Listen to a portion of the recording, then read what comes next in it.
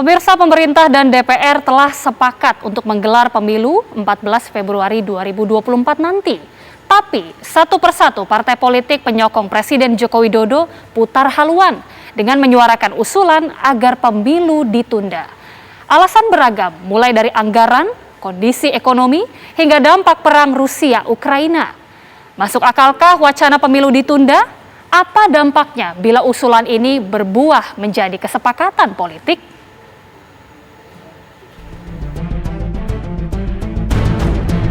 Usulan sejumlah petinggi partai untuk memundurkan jadwal pesta demokrasi kian menggelinding. Diawali Ketua Umum Partai Kebangkitan Bangsa Muhaimin Iskandar yang mengusulkan agar pemilu diundur 1 hingga 2 tahun ke depan. Caimin menilai stabilitas ekonomi menjadi pertimbangan pemilu untuk mundur dari jadwal yang sudah disepakati. Dari seluruh masukan itu saya mengusulkan pemilu tahun 2024 ditunda 1 atau 2 tahun. Ditunda 1 atau 2 tahun agar momentum perbaikan ekonomi ini tidak hilang dan kemudian tidak terjadi freeze untuk mengganti stagnasi selama 2 tahun masa pandemi. Ya setahun lah, kalau enggak ya 2 tahun maksimal kira-kira.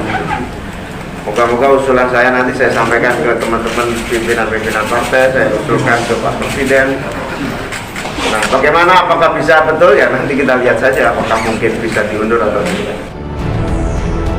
Tak hanya Ketua Umum PKB, Ketua Umum Partai Amanat Nasional Zulkifli Hasan rupanya memiliki nada yang sama untuk menunda pemilu 2024. Perekonomian yang belum membaik, pertumbuhan kita rata-rata masih 3%, 3,5%. Situasi masyarakat yang kehilangan pekerjaan, usaha-usaha yang belum kembali pulih secara utuh, secara sempurna, itu alasan yang kedua yang kita ikuti. Survei menunjukkan kepuasan terhadap kinerja pemerintah, khususnya Pak Jokowi Pak Jokowi ini. Itu tinggi sekali. Lebih dari 70%, tepatnya hampir 73% lebih. Sedangkan dari pihak pemerintah pusat, Menteri Investasi Bahlil Lahadalia juga melontarkan hal yang sama. Pemilu diusulkan mundur dan memperpanjang waktu pemerintahan saat ini hingga 2027. Gejolak pasca pemilu dikhawatirkan menjadi penyebab iklim usaha menjadi terganggu. Sejatinya pemerintah bersama DPR dan KPU sudah menyepakati pemilihan umum agar digelar pada 14 Februari 2024. Di mana Presiden dan Wakil Presiden, anggota DPR dan DPD RI, serta anggota DPRD tingkat provinsi dan kabupaten kota. Lalu, apakah keinginan memundurkan jadwal pemilu murni demi stabilitas ekonomi tanah air? Usulan tersebut juga bertentangan dengan mayoritas publik. Karena kalau kita lihat survei-survei yang dilakukan oleh banyak lembaga, termasuk survei Indikator Politik Indonesia, Desember 2021, itu jelas menunjukkan 67% responden yang terpilih secara nasional itu menginginkan pemilu tetap diadakan pada tahun 2024 meskipun dalam keadaan pandemi sekalipun. Hanya 24% responden yang menginginkan pemilu ditunda hingga tahun 2027 dengan alasan pemulihan ekonomi atau karena pandemi. Tim TV One mengabarkan. Ya, sejatinya pemerintah bersama DPR dan KPU ini sudah menyepakati pemilihan umum akan digelar pada tanggal 14 Februari 2024. Di mana Presiden dan Wakil Presiden, anggota DPR dan DPD RI, serta anggota DPRD tingkat provinsi dan kabupaten kota. Lalu apakah keinginan memundurkan jadwal pemilu ini murni demi stabilitas ekonomi tanah air? Kita akan bergabung dengan Ketua DPP P3 Ahmad Baidowi, kemudian juga ada pakar hukum Denny Indrayana, dan pakar politik Burhanuddin Muhtadi. Selamat petang Bapak-Bapak. Selamat petang Bapak. Selamat petang. Oke, baik. Kita awali mungkin ke Pak Burhanuddin. Pak Burhanuddin, kita melihat ya bahwa ini pertama kali mungkin dicetuskan oleh Caimin, kemudian Bang Zulkifli Hasan juga menyuarakan hal yang sama. Bang Burhanuddin ini melihatnya seperti apa ini? Jadi saya merasakan ada semacam desain politik yang dilakukan oleh sekelompok tertentu untuk memperpanjang masa jabatan presiden. Karena sepertinya ada semacam suara yang nyaris sama antara sebagian elit ya ketua umum partai pendukung pemerintah.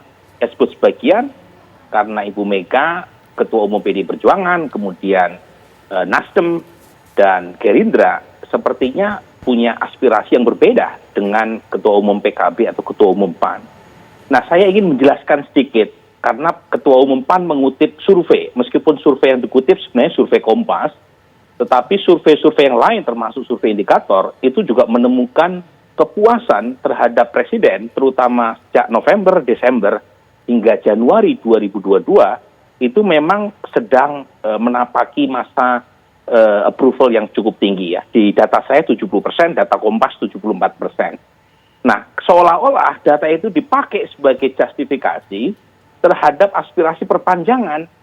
Nah, ini menurut saya Pak Zulkifli Hasan tidak melihat data secara lebih komprehensif. Jadi masyarakat itu berpikir kompleks.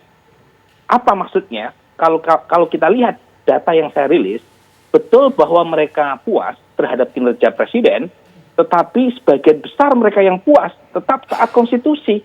Mereka tetap menginginkan pemilu diadakan 2024, meskipun dalam keadaan pandemi sekalipun.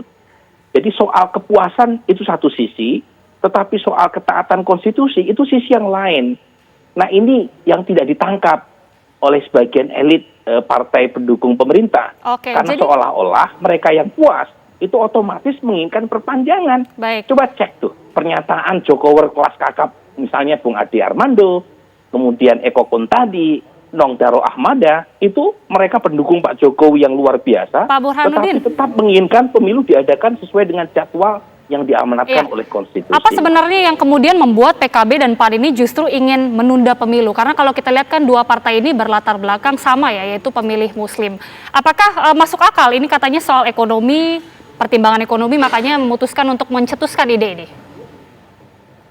Nah, soal ekonomi juga sesuatu yang menurut saya bisa diperdebatkan. Jadi saya merasa alasan pemulihan ekonomi sebagai dalih untuk memundurkan masa jabatan presiden itu alasan yang mudah untuk ditolak secara faktual, secara empiris.